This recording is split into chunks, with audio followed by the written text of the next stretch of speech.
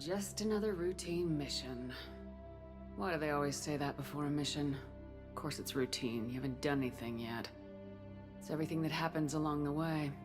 The choices you make, the paths you choose, that turn the routine into anything but. Of course, that's how it started. A routine mission, answering a distress call. And look where that got me. We were testing out the Normandy, Captain Anderson's new ship, when the distress call came in. An Alliance patrol on Eden Prime had been attacked. They'd seen something they couldn't explain. And whatever it was massive. I hit the ground with my lieutenant, Kaidan Alenko. A good kid, loyal, by the book, with a talent for biotics. We came across the lone survivor of the patrol, Gunnery Chief Ashley Williams. A soldier to the core. Tough, disciplined, ready to take on whatever came her way. Ashley joined up with us and took us to the spot where she lost her squad. That's when we saw it. The ship. Like nothing I'd ever seen. It was massive, scorching the colony and everything around it as it blasted away. We followed the path of destruction to an artifact, a beacon left by a long-dead race called the Protheans. The colony had dug it up, and whoever attacked them had tried to take it. Lieutenant Alenko made the mistake of getting too close. He hit him with some type of energy. I grabbed him and threw him out of the way. That's when it hit me. Hard. Every muscle in my body went rigid. I couldn't move, could barely breathe. Everything went black. And then I saw something. A vision. Dream. A nightmare. By the time I woke up, we were halfway to the Citadel on our way to meet the Council. I was expected to explain what I'd seen. Anderson came along. So did Udina, our political representative on the Citadel. With those two heavyweights, it seemed reasonable we could persuade the Council that the ship we'd seen was a potential threat. As was the individual behind the attacks. The main suspect for the Eden Prime massacre was a Turian Spectre named Saren. He'd been seen by one of the survivors from the colony at Eden Prime, and there was some evidence to suggest that the ship was connected to Saren. But even Udina's pointed accusations weren't enough to convince the Council. They just couldn't believe one of their chosen elite Spectres could be guilty of something like that. They needed proof, which meant I needed proof. Fortunately, I wasn't alone in my search. Garrus, another Turian, wanted to help. A top agent for Citadel security. Despite orders from his superiors that he shouldn't get involved, he told me he was suspicious of Saren and he had some useful leads. More importantly, he was willing to share them. That led me to Rex, the biggest, nastiest looking Krogan bounty hunter I'd ever seen. He turned out to be more than just a brute. It was his intel that led us to a fugitive with incriminating evidence on Saren. The fugitive turned out to be an energetic little Quarian named Tali. A tech expert with a knack for hacking, she'd procured some information on Saren. Evidence that proved Saren was dirty.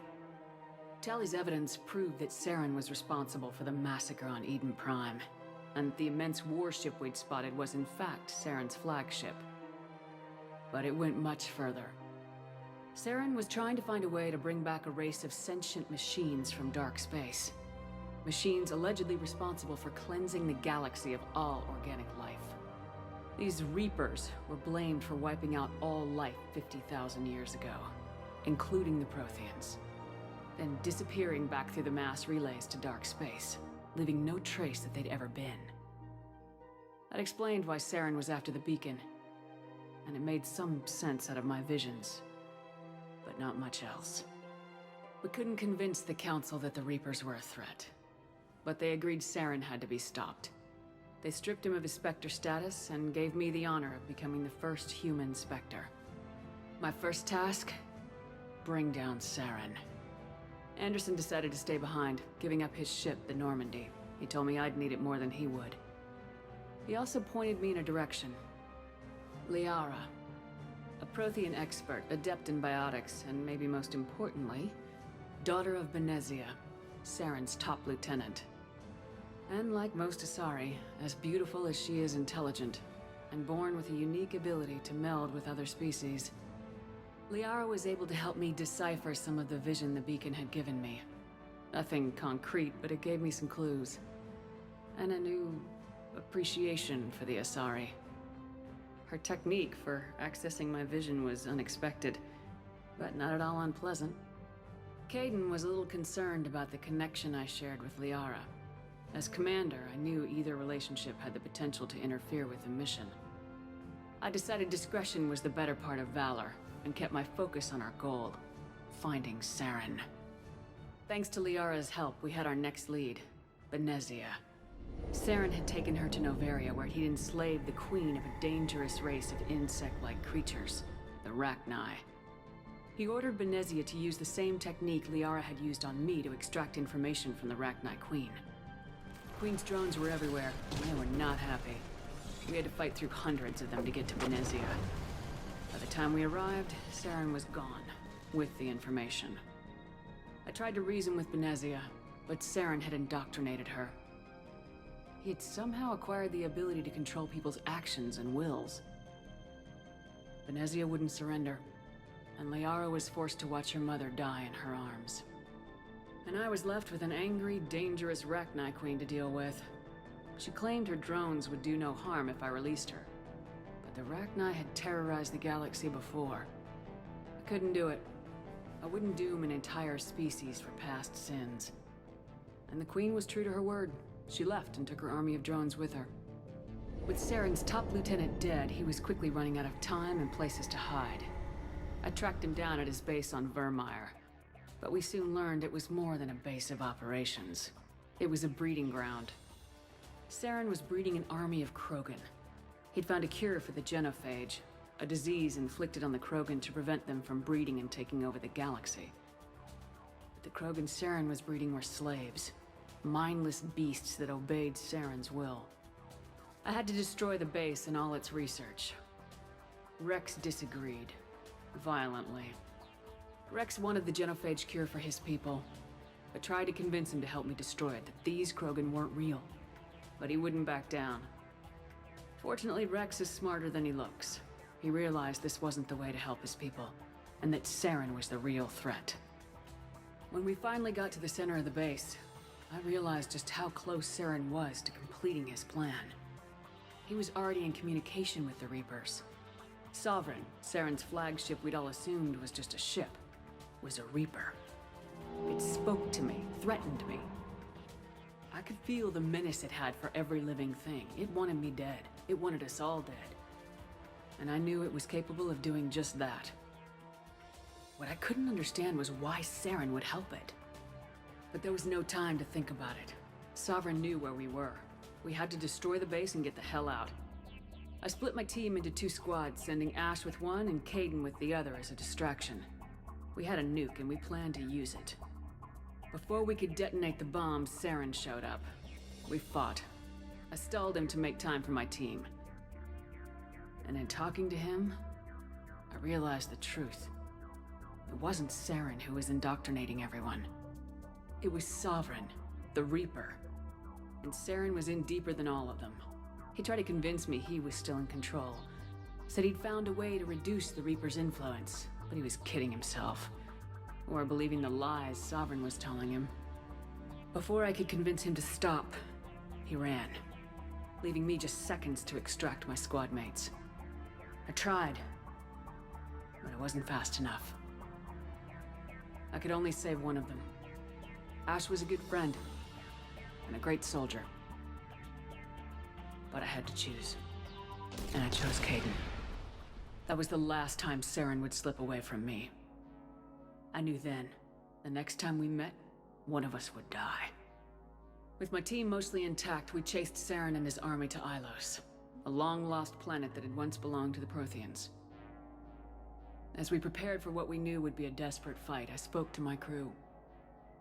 We were just one ship, against Saren's growing army. I assured them all that despite the odds, we could defeat him. I'd never tell anyone, but I had my doubts. Leaving Ashley behind had hardened my resolve, but revealed a weakness in my defenses. How many more friends and allies would I be willing to sacrifice in order to stop Saren? We arrived on Ilos close behind Saren. Once on the planet, we discovered a Prothean databank that helped me put the final pieces of my vision together. The Reapers had come 50,000 years ago, and every 50,000 years before that, each time purging the galaxy of life. The Protheans had fought and died like every species before them, but a few survived long enough to leave a parting gift. The Protheans had discovered that the Citadel was the key to controlling the mass relays. By sabotaging the Citadel, they found a way to close the relays to dark space, slowing the Reapers' return, giving us the time we needed to find a solution to stop the Reapers once and for all. Saren knew this. He was leading his army to take control of the Citadel and re-establish the relays to dark space, bringing the waiting Reapers here to destroy us all. We followed him to the Citadel. It was intact, but heavily damaged. He'd caught the Council fleets by surprise, and they were only now regrouping.